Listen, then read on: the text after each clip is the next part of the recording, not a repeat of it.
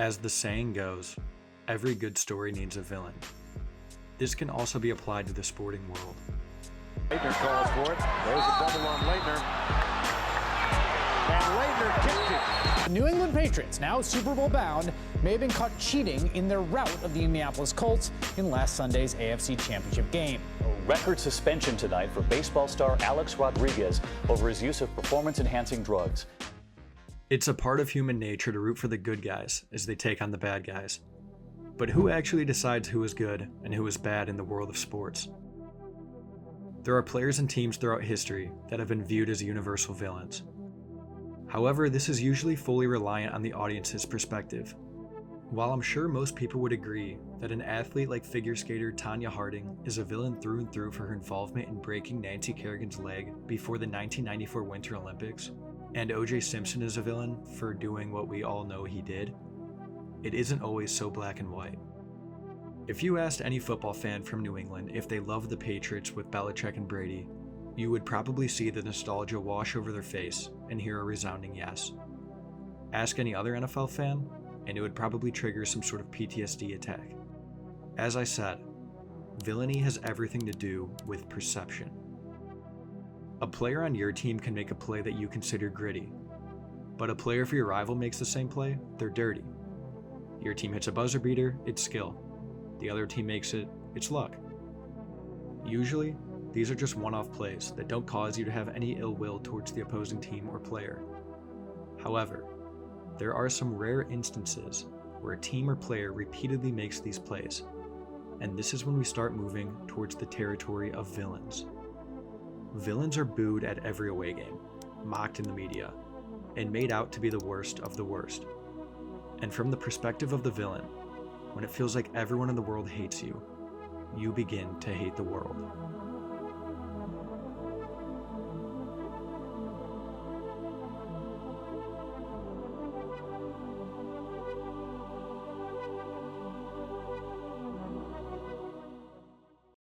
Sports villains aren't born, they're made. And Christian Laettner is a prime example of that.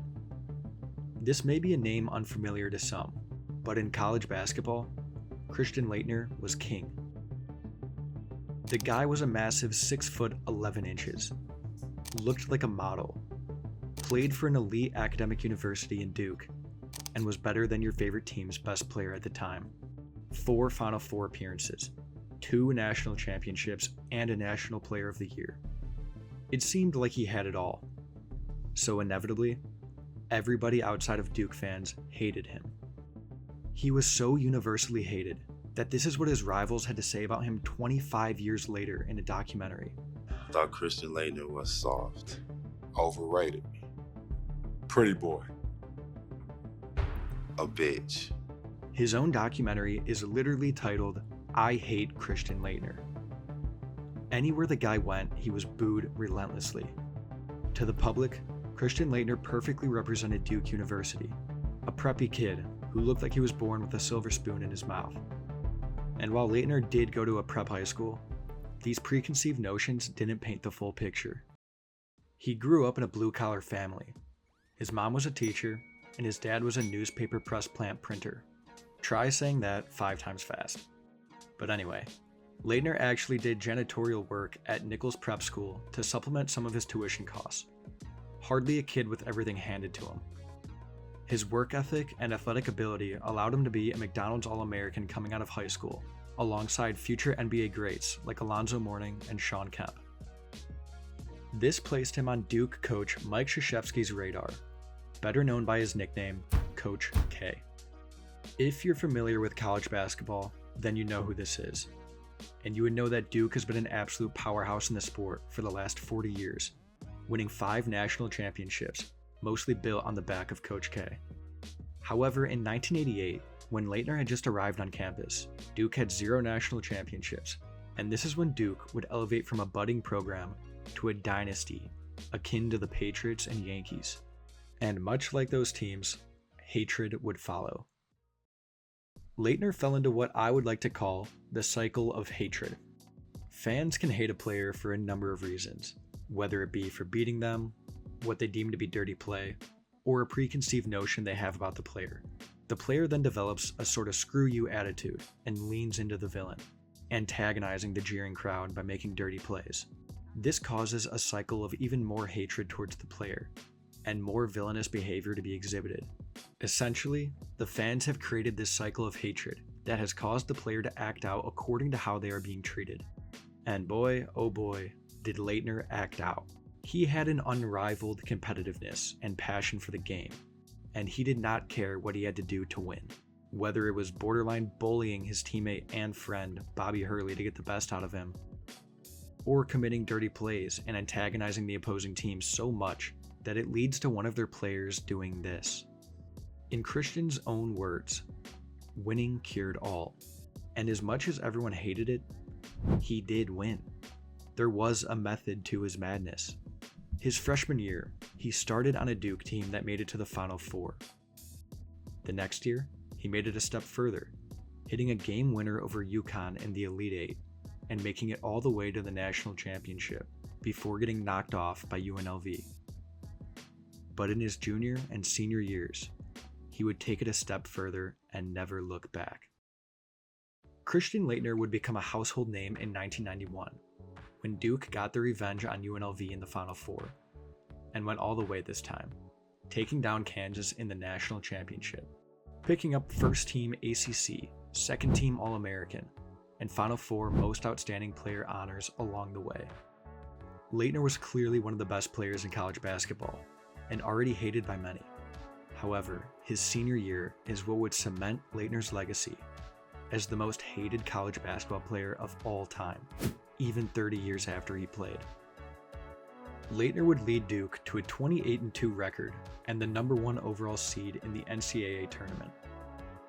It would be business as usual for the Blue Devils, taking down 16-seed Campbell, 9-seed Iowa, and 4-seed Seton Hall relatively comfortably before facing off against Kentucky in the Elite Eight, a game that would live in infamy. The first half would be a regular showing, with Duke leading 50-45 at halftime. However, in the second half, Kentucky forward Aminu Timberlake would foul Laettner and drop to the floor, where Christian Laettner did this. In a move of retaliation for Timberlake's physical play all game, Christian Laettner purposely stomped on his chest and controversially was only given a technical foul instead of being ejected from the game. The two teams would continue to battle, all the way up to Kentucky tying the game at 93 with 33 seconds remaining. Bobby Hurley would slash down the lane, but ultimately miss a floater, sending the game to overtime. In overtime, with the game tied at 98 with 30 seconds to go, Laettner would hit this circus shot to put the Blue Devils up by 2. But Kentucky would come back down the court and hit the biggest shot of the game to this point, an and one, with 20 seconds to go and the chance to go up by 1 point. They would convert the free throw, but Laettner would quickly be fouled on the next possession, cashing both free throws to put Duke back on top by 1. And then, seemingly with the game on the line, Kentucky guard Sean Woods would hit a running floater, crushing the Blue Devils' hopes and potentially ending Laettner's collegiate career early. They needed a miracle. There's the pass to Laettner. Puts it up. Yes!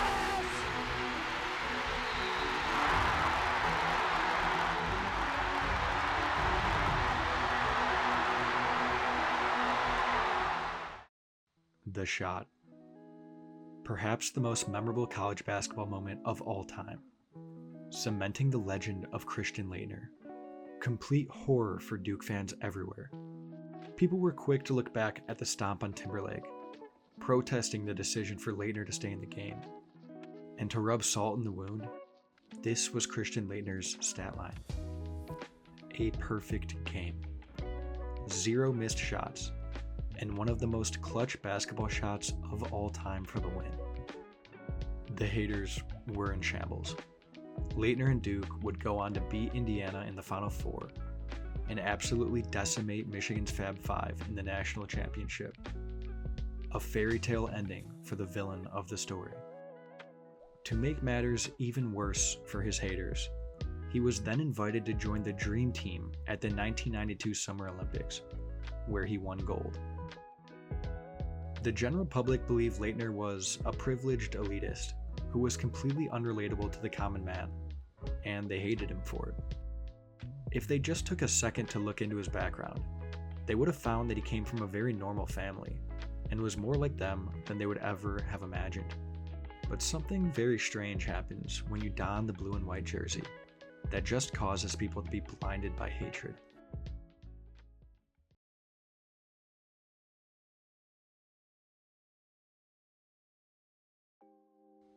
Villains are amplified by their ability to win.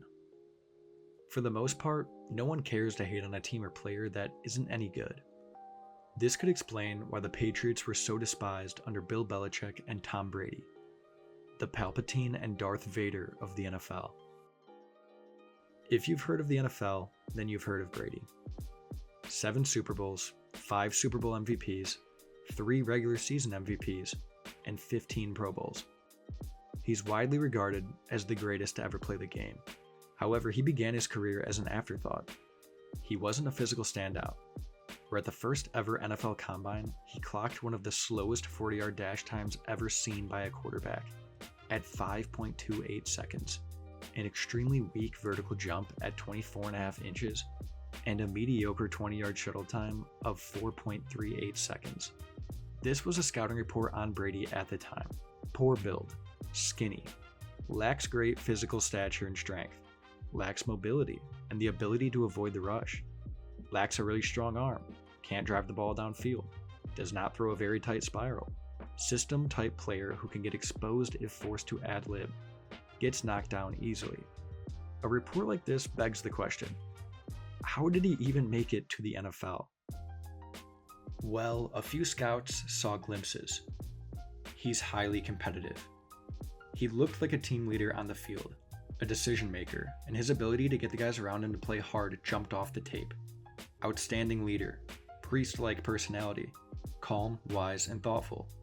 Has a calming demeanor, well-liked, has work ethic, respected by his teammates. Most teams just saw an average prospect and were disappointed by his athletic ability in the combine. This caused Brady to fall to the 6th round of the 2000 NFL Draft, where the Patriots would snag him despite having Pro Bowler Drew Bledsoe at the helm. What most teams failed to see in Tom Brady was something that couldn't be physically seen at all, especially at an event like the Combine.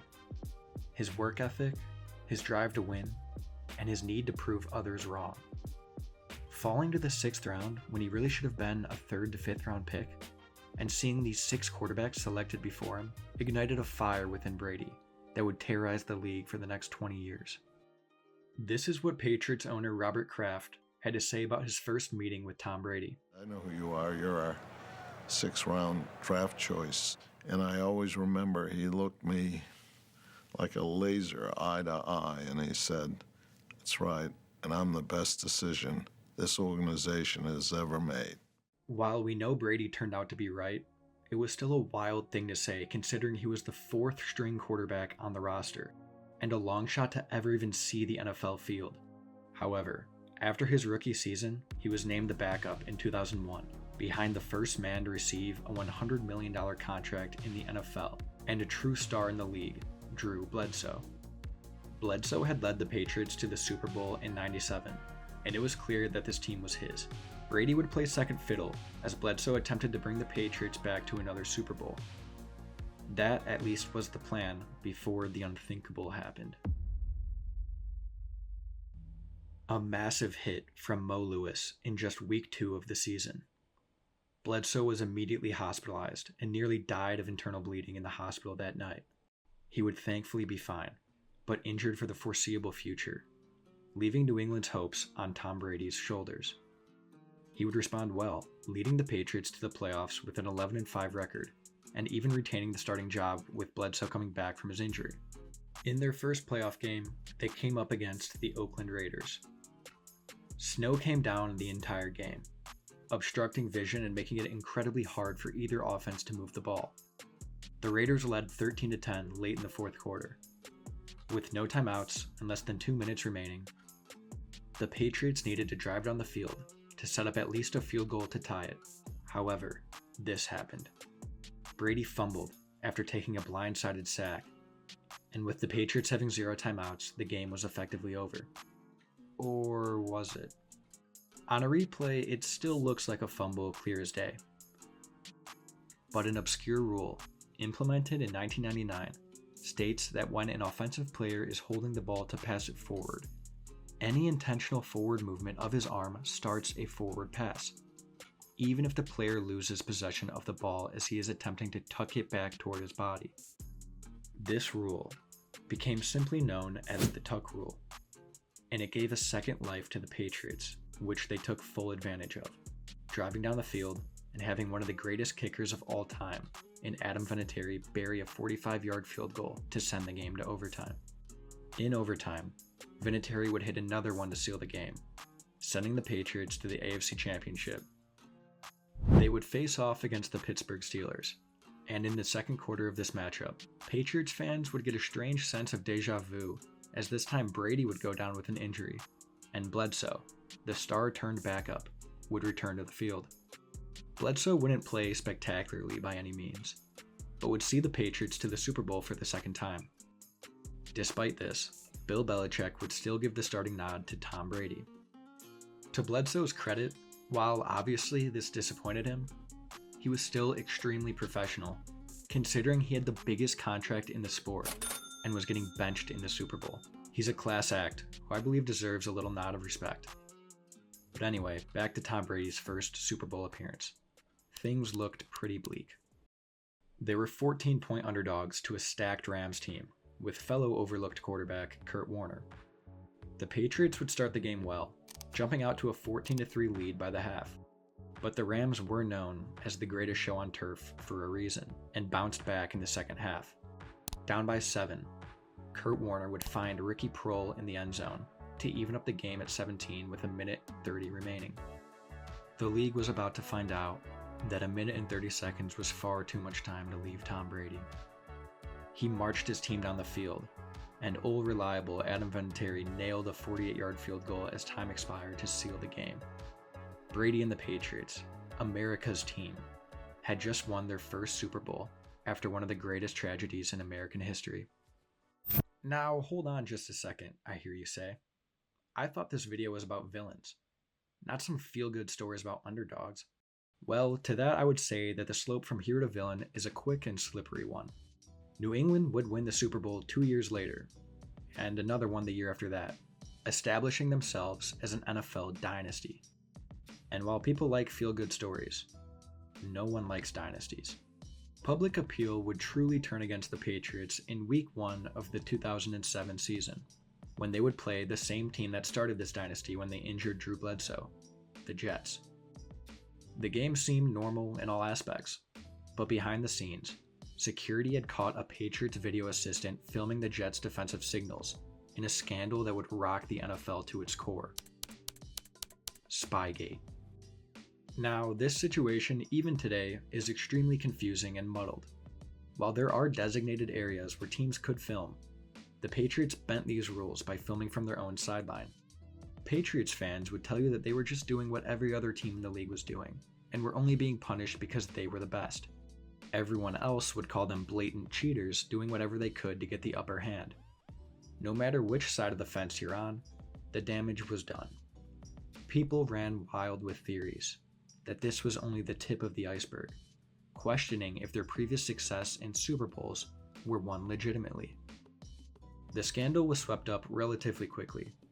Bill Belichick was slapped with a $500,000 fine, the Patriots were fined $250,000, and the team was forced to vacate their first-round pick in the next year's draft. NFL Commissioner Roger Goodell made the questionable decision to storm the Patriots' facilities to destroy the tapes before they could be properly examined.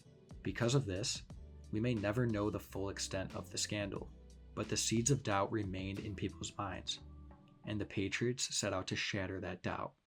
As if to give the middle finger to the entire league and all their doubters, the Patriots became only the second team in the Super Bowl era to finish the regular season with an undefeated record, and Tom Brady picked up his first MVP award. They embraced and enjoyed their villain role, not just beating every team they played, but destroying them out of pure spite. An average win margin of 19.69 points per game, easily the largest average win margin by a team in the Super Bowl era. Their season had an unfortunate end though, with the 9-7 Giants taking them down in a game that mirrored the Patriots' first Super Bowl win over the Rams.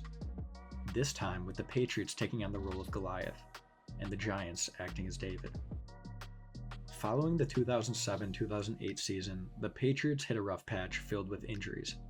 And of course, by rough patch, I just mean they had records of 11-5 in 2008, 10-6 in 2009, and 14-2 in 2010 without making it to the Super Bowl. 3-year stretches that almost any team would be satisfied with. In 2011, they would make it back to the Super Bowl to take on a familiar opponent, the Giants, still led by Eli Manning. And once more, they proved to be the kryptonite of the Pats, taking them down 21-17, making it 7 whole seasons since the Patriots had won a Super Bowl. The next 2 years would also be duds, losing to the Ravens in the AFC Championship in 2012 and Peyton Manning's Broncos in 2013. Now 9 seasons had passed since the Patriots won a Super Bowl, leaving many to believe the dynasty might be over, and even more to feel vindicated in their belief that the Patriots could ever win when they bended the rules. But everything would change in 2014. The Patriots, eager to return to dynasty form, would have a regular season record of 12 wins, 4 losses, winning the AFC East yet again, business as usual. They would defeat the Ravens in the divisional round. But after their AFC Championship match against the Colts, another scandal involving the Patriots would rock the NFL. Deflategate. As all Patriots scandals go, it's really confusing and still hasn't fully been settled. But this one involves the science behind the correlation between temperature and pressure, which is way above my pay grade. So I'll just give you the Cliff Notes. The working theory is that the Patriots, and specifically Tom Brady, maliciously and deliberately underinflated their balls to be used on offense in the AFC Championship. Footballs with less air are easier to throw, grip, and catch, which would give any team on offense using them a distinct advantage. In 2006, a rule was implemented into the league which allowed teams to use their own balls on offense, instead of the long-standing rule where the home team was expected to provide all the balls for the game. Also, footballs inflated at room temperature would drop in pressure when introduced to a colder environment. In this case, the 51-degree temperature with rain outside. Theoretically, a team can meet the bare minimum pressure requirements and allow science to take its course during the game to decrease the pressure below the threshold. Months later, on May 6, 2015, the Wells Report would be released, stating that it was more probable than not that Patriots personnel knowingly and deliberately deflated the footballs, and that Tom Brady was, at least generally, aware of it. It should be noted that D'Qwell Jackson of the Colts had an interception that game, meaning he was actually able to hold one of these balls, but he could not tell a difference in its pressure. These are side-by-side measurements of the balls recorded at halftime. The league states that the balls must have a PSI between 12 and 13.5 to be considered regulation. These tables clearly show that the Colts met those requirements, and the Patriots did not, albeit by a small margin. The balls were reinflated at half, and the game resumed as normal. So what happened? Did the Colts mount a massive comeback now that the playing field was even? No. In fact, they were outscored 28-0 in the second half, on their way to a 38-point loss. The Patriots cheated, the Patriots didn't cheat. You draw your own conclusions.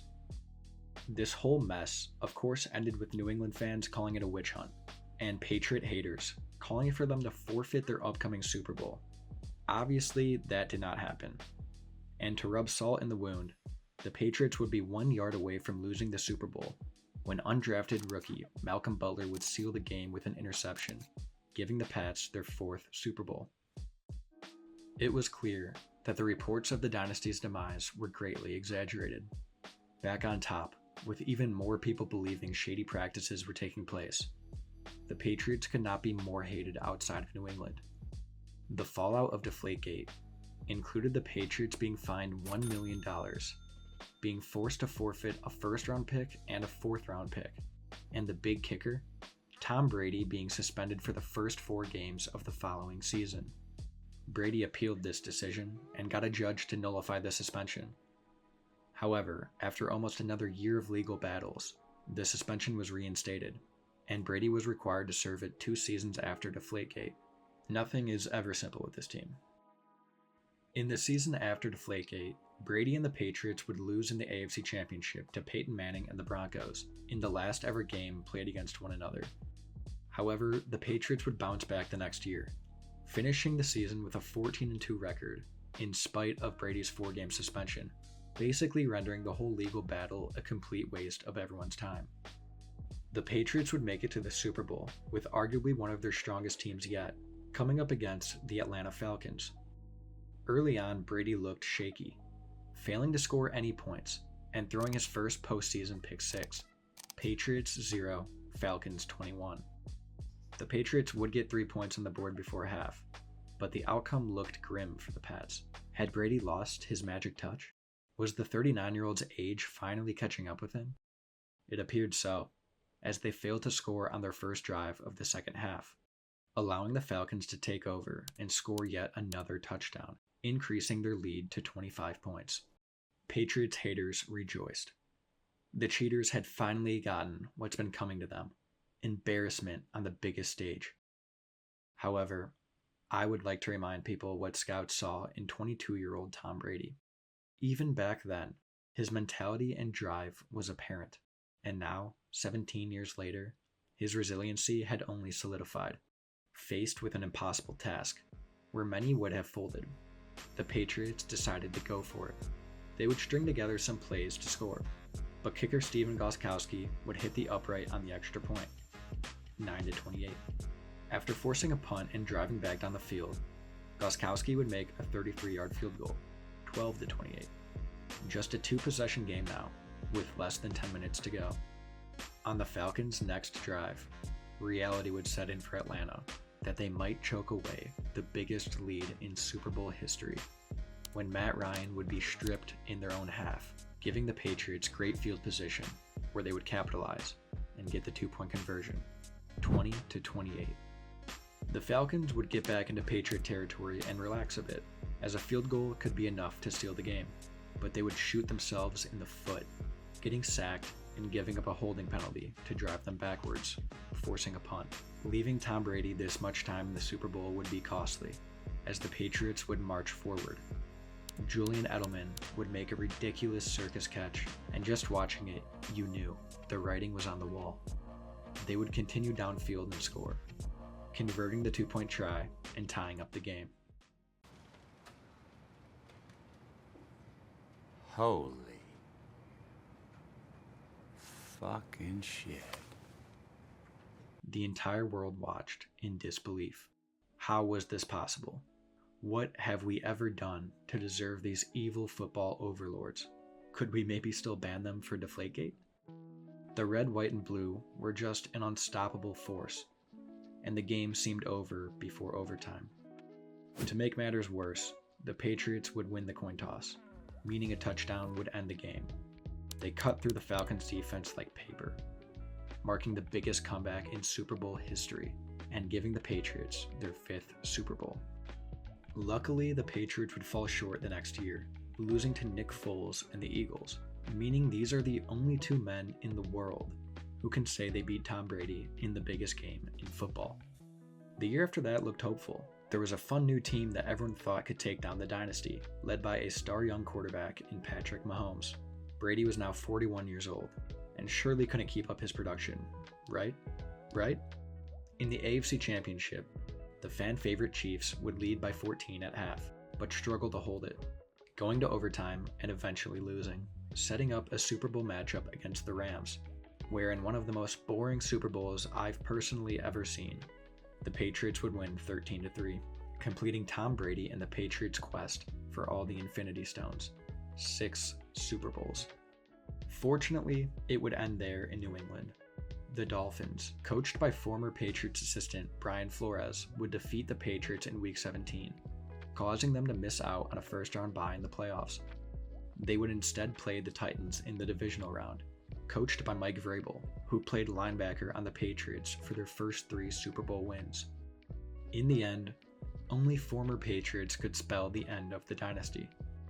Tom Brady, now realizing he just couldn't keep up anymore, would retire and ride off into the sunset.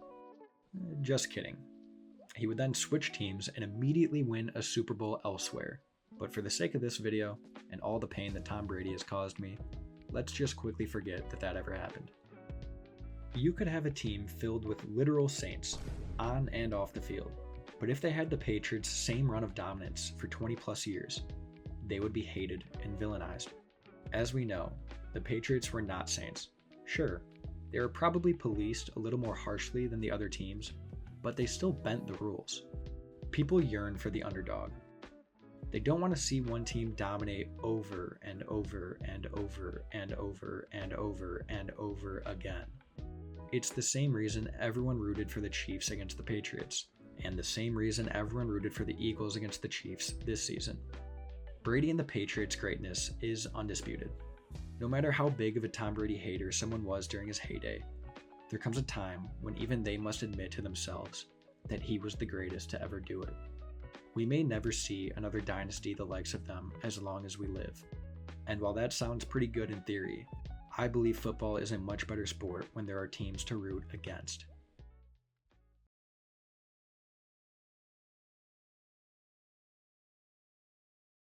If the Patriots were hated for being a little too good and bending the rules, and Laettner was hated for his public perception, then consider Alex Rodriguez to be, in this case, the worst of both worlds.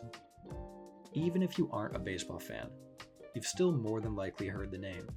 3 AL MVPs, 14 All-Star appearances, and a World Series championship. His greatness on the field is undeniable, but public woes off the field have sometimes overshadowed his abilities. Vanity, greed, cheating both on and off the field, and a general unlikability felt by both his teammates and the public alike. But let's go back to the beginning. Alex Rodriguez is 17 years old and just had a batting average of .505 in his senior year of high school, which, if you don't know, is insane. A stud football player and baseball player, Miami offers him a scholarship to play both shortstop and quarterback for their school. He instead turns it down, being drafted first overall by the Seattle Mariners in the 1993 MLB draft, and inks a deal worth $1.3 million over 3 years, with a $1 million signing bonus, all before he can even vote. He rips through the minor leagues and makes his big league debut at 18, making him the youngest major leaguer in 16 years and the youngest position player for the Mariners. Every kid's dream. He would bounce back and forth between the minors and the majors before becoming the team's regular shortstop during the 1996-97 season. A-Rod would have a remarkable year, making the All-Star team at the age of 20 and finishing the year with a batting average of .358, the third highest ever by a shortstop, 36 home runs, and 123 RBIs. He also led the American League in runs scored, doubles, and total bases. Rodriguez had absolutely burst onto the scene and was immediately regarded as one of the top shortstops in baseball. To top it off, he even came across as a super humble kid, as during the season he would say, "How can I be MVP of the American League when I'm not even MVP in my own clubhouse?" in reference to his teammate, Ken Griffey Jr. However, this comment wouldn't hold very much weight by the end of the season, when after losing out on the MVP to Juan Gonzalez by an extremely slim margin, he would express his disappointment not being voted by the writers in his own city, who took his advice and voted for his teammate. Now, it's entirely understandable from Alex Rodriguez's perspective to be a little bit upset with how things turned out, as he would have been the league's youngest MVP of all time. These are the side-by-side comparisons of A-Rod and Juan Gonzalez's statistics from that year. If the numbers don't jump off the screen there, then this statistic should make it abundantly clear that A-Rod was robbed. WAR, or wins above replacement, measures a player's value to their team in terms of how many wins the player is worth above a replacement player. Juan Gonzalez's WAR of a 3.8 has him ranked in the 70s for WAR leaders that year, while A-Rod's WAR has him ranked second in baseball. However, it should be noted that this statistic wouldn't be widely used until about 15 years later, so definitely fair for A-Rod to be upset, until we take into account his teammate, Ken Griffey Jr.'s WAR from that year, 9.7. first in Major League Baseball. Going back on his remarks of support for his teammate to disappointment for himself, despite having the statistically worst season, was the first sign of Rodriguez's fake nature and tendency to say the right thing in order to curry favor while not actually believing it himself. But more on that later. For the time being, Alex Rodriguez was loved in Seattle. In the year after the MVP ordeal, the Mariners won 90 games, the most ever by the team in their short history, and A-Rod was yet again an all-star. They also made the playoffs for just the second time, losing in the ALDS. There was excitement around a franchise that literally had never had anything to be excited about. They had the best young player in baseball, and already established superstars in Ken Griffey Jr. and veteran pitcher Randy Johnson. However, during the 1998 season, when it became apparent that the Mariners were out of playoff contention, they traded 34-year-old Randy Johnson before his contract could expire, as they didn't want to re-sign a vet due to his age and injury concerns. Randy Johnson would fade out of the league and into baseball obscurity.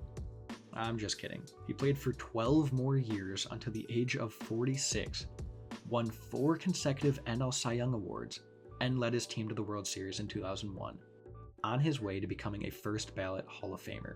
So just a slight misstep there from the Mariners, but they still had their 2 golden boys, right? Well, A-Rod and Griffey would play together through the 1998 and 1999 seasons, missing the playoffs both years.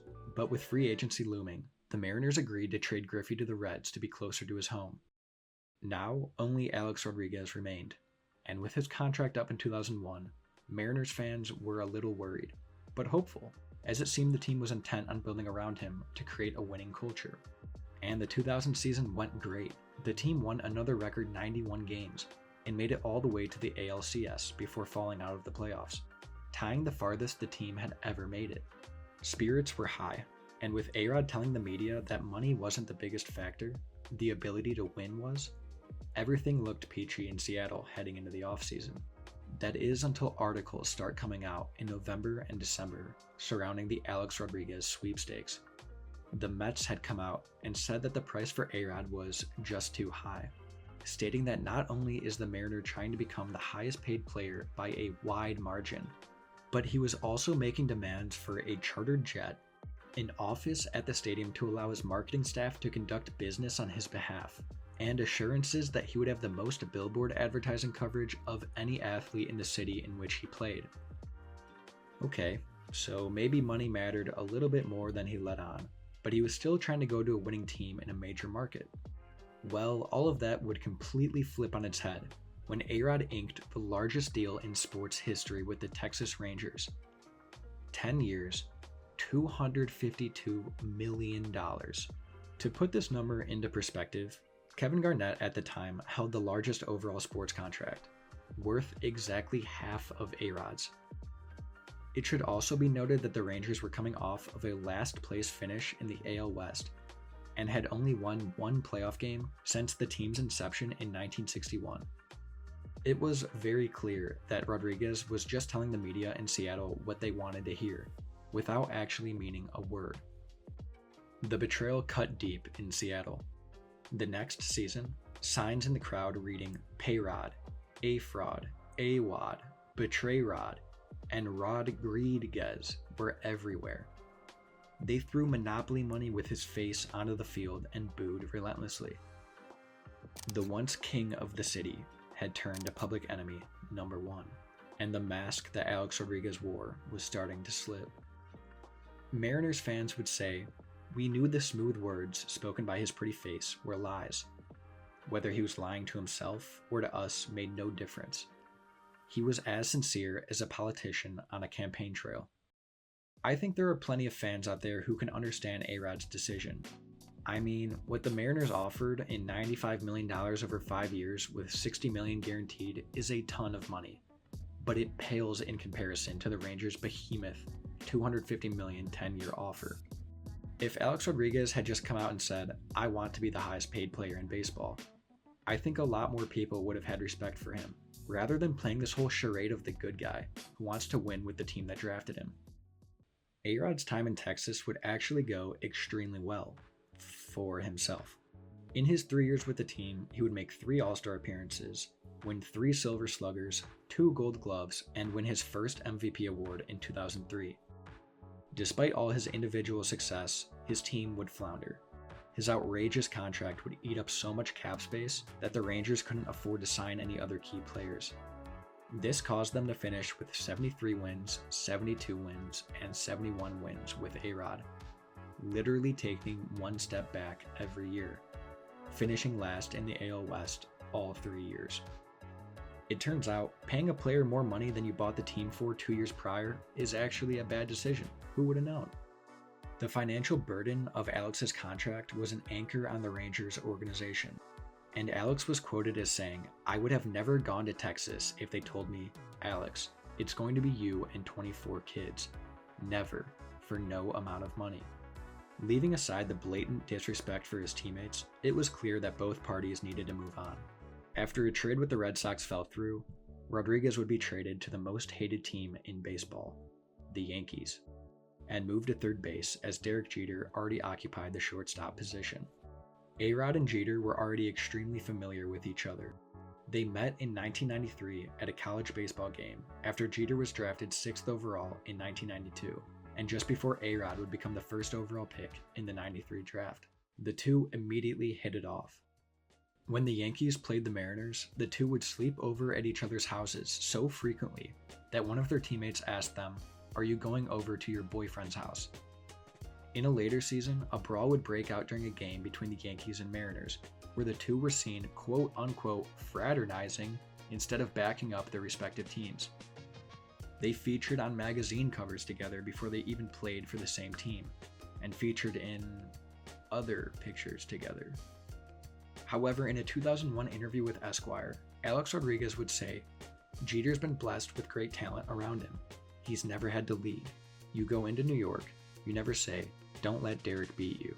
He's never your concern." Just an incredibly strange thing to say about your friend, and Jeter thought so as well. "You can say anything you want about me as a player, that's fine. But then it goes back to the trust and loyalty. This is how the guy feels. He is not a true friend, is how I felt, because I wouldn't do it to a friend." Rodriguez would go to his house and apologize, but it was clear the relationship would never be the same. A-Rod, in his own words, had violated the circle of trust. So when he arrived in New York, things were a little bit awkward. I think Baseball American writer Alan Schwartz said it best. Derek Jeter wanted to be a Yankee. Alex Rodriguez wanted to be a star. Derek did everything he could to stay out of the media to focus on baseball, and A-Rod seemed to find himself on the front pages every single week, oversharing about his personal life, leading many people to believe he was vain. To further these claims, this bizarre picture would come out showing Alex Rodriguez kissing himself in the mirror, as well as this strange picture depicting A-Rod as a baseball-playing centaur. To somehow make matters even worse, he would openly admit to having not one, but 2 of these portraits of himself in his house, hanging above his bed. He also allegedly had multiple screens in his house playing his own highlights. A lot of this was seen as insanely egotistical and painted A-Rod as a guy who was unrelatable and seemingly obsessed with himself. It was also during his time with the Yankees that cheating allegations would come out. During his first year in New York, the Yankees would make the playoffs and come up against the Red Sox in the ALCS. In Game 6, Alex Rodriguez would do this, slapping the ball out of Bronson Arroyo's glove to try and avoid the tag. Obviously, this is incredibly illegal, and A-Rod was ruled out. Kevin Millar of the Red Sox would say, "It was an unprofessional play and he knows that. He has to brush his teeth and look at himself in the mirror in the morning. If you want to play football, strap on some pads and go play for the Packers." Even A-Rod had words on the matter. It was a big momentum changer. "I don't want the umpires to meet anymore because every time they meet, it goes against the Yankees." Failing to own up to his obviously illegal play and blaming the umps did little in the way of gaining goodwill with the public.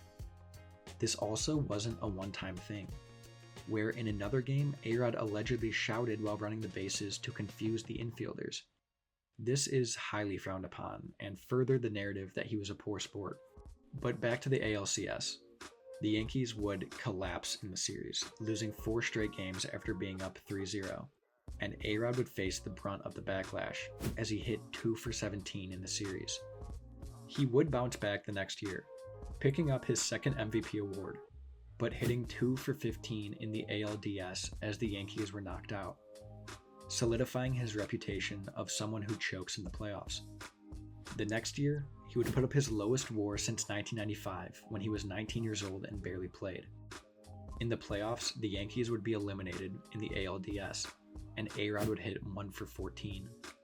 However, the next season A-Rod exploded, leading the American League in home runs and RBIs, and being 2 votes away from winning a unanimous MVP. The Yankees would still go on to lose in the ALDS, and during Game 4 of the World Series between the Red Sox and the Rockies, A-Rod would opt out of his contract, trying to upstage the World Series. The player with the largest contract in sports history wanted more money.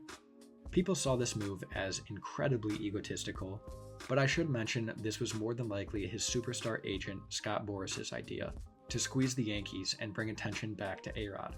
The two would later apologize, but they would win in the end, inking a brand new 10-year deal, this time worth $275 million.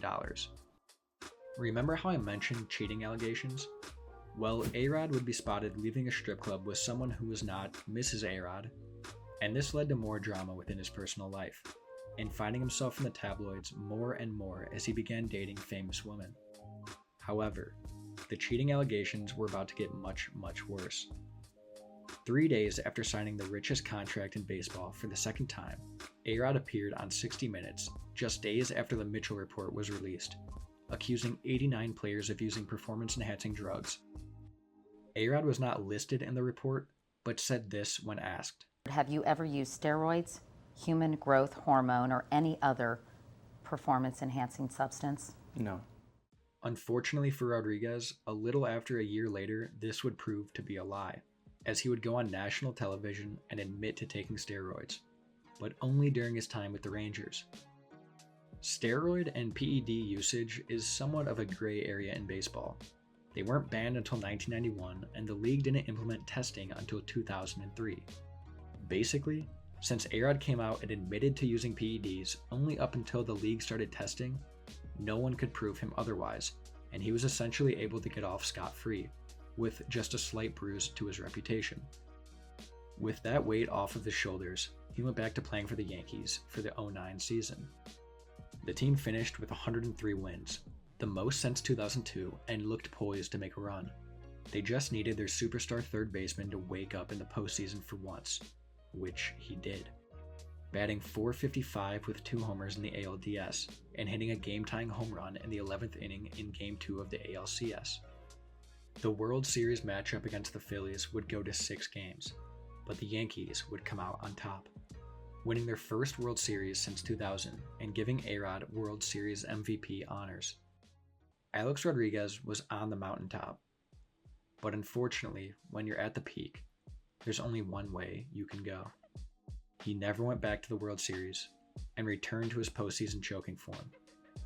And in 2013, his final cheating scandal would come out, yet again for PED use. Rodriguez allegedly outed fellow players Ryan Braun and teammate Francisco Cervelli to take the heat off himself, but to no avail. He would originally be suspended for 211 games, but appealed that down to 162 games, a full season. Following this, he sued the MLB, claiming that their investigation was a witch hunt. He sued the Players Association over his suspension, and he sued the team doctor for misdiagnosing a hip injury. However, he dropped all the suits shortly after to return his focus back to baseball. He sat out the 2014 season, came back in 2015 at the age of 39, and played pretty well, hitting 33 home runs and recording a WAR of 3. 2016 was a different story, and he retired midway through the season.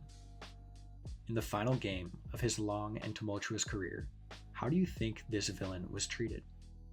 A choir of boos that probably sounded like white noise to him at this point? No. A standing ovation. In the Yankees' history, they have retired 21 numbers, and despite having the 12th highest WAR for the team all time, A-Rod's number 13 has not and will never be retired, unlike Derek Jeter's number 2, which sits firmly next to Babe Ruth. Also at the time of recording, Alex Rodriguez is not in the Baseball Hall of Fame, and it doesn't look like that'll be changing anytime soon. Despite ranking 23rd in hits, 8th in runs, 5th in home runs, 4th in RBIs, and 12th in all-time WAR, stats that would guarantee any player first ballot Hall of Fame status, and their name in conversation amongst the greatest to ever do it. His career, dripping with scandals, is what holds him back. Alex Rodriguez deserved a lot of the criticism he faced. He cheated, lied, got caught, and then cheated some more, all while being one of the phoniest, unlikable personalities in the MLB. But I think it's worth mentioning that he was only a kid when the world knew his name. At just 17, many people are in high school, making mistakes, and figuring out life as they go. A-Rod did not have that. Instead, he was handed millions of dollars and had the weight of an entire city on his shoulders. If someone handed me that much money and touted me as the savior of a franchise the year after I got my driver's license, I would also probably let it get to my head just a little bit. The pressure of winning got to him and led him down a path of destruction, cheating to stay on top and developing a fake persona in an attempt to get people to like him. I think A-Rod's tale is a tragedy. He was a kid who grew up wanting people to like him and not knowing the best way to go about it. His manager, Joe Torre, even wrote that Alex Rodriguez came to him and asked how to get his teammates to like him. It's hard to be normal growing up being a standout athlete that everyone just wants a piece of. And while many still harbor hate, mostly fans of the teams he played for, he has cleaned up his image a decent amount since retiring. In the words of bowling villain Pete Weber, "Hate me or love me, you watched. That's all you could do." Pete's not wrong. The prospect of good going up against evil is must-see TV. Remember when I mentioned Nancy Kerrigan and Tanya Harding? Well, when they went up against each other in the 1994 Winter Olympics in Norway, that sporting event became the 6th highest rated broadcast of all time in the US, beating out 26 Super Bowls that came before it. That rating of a 48.5 means that a staggering 48.5% of all US households with a TV set were tuned in to watch the 1994 Winter Olympics ladies single skating finals. And for those curious, good prevailed. Nancy Kerrigan won the silver medal, and Tanya Harding finished 8th, just before being banned from the sport for life. The most viewed men's basketball championship of all time is 1979's Indiana State versus Michigan State, which had 2 of the greatest players of all time. But behind that, by just a hair, we have Laettner's Duke versus Michigan in 1992. Tom Brady and the Patriots played in 9 Super Bowls together. Out of the top 5 most watched Super Bowls in history, Brady and the Patriots played in 3. For baseball, it's a little harder for one villain to really ramp up ratings, as they're in the field half the time and only bat 3 to 5 times per game. Still, Alex Rodriguez's only World Series appearance ranks 2nd in ratings amongst the last 19 World Series, falling just behind the Chicago Cubs ending their 107-year drought. Villains are necessary in sport. As much as we hate them, we yearn for them so badly we end up creating them. Christian Laettner was just a working-class kid with immense talent and a bit of a chip on his shoulder, but the general public at the time he played college ball would have led you to believe he was evil incarnate. Tom Brady was the ultimate underdog, a 7th stringer in college who should have never played a snap, let alone get drafted and become the greatest quarterback the world has ever seen. Underdogs are normally a beloved part of sports, but become too good and the world turns against you. And lastly, Alex Rodriguez. Well, maybe Alex Rodriguez was always just a little bit of a villain. Whether you were indifferent to some of these villains, or hated them with a passion when they played, I'd be willing to bet a good portion of you miss watching them. All of these players and teams leaned in and embraced the villain role placed upon them. They fed off of the crowd's hatred and used it to propel them to new heights. Whether it was winning back-to-back national championships, 6 Super Bowls, or 3 MVPs. And now, as all these times are behind us, many fans look back fondly, embracing the times they rooted against the villain.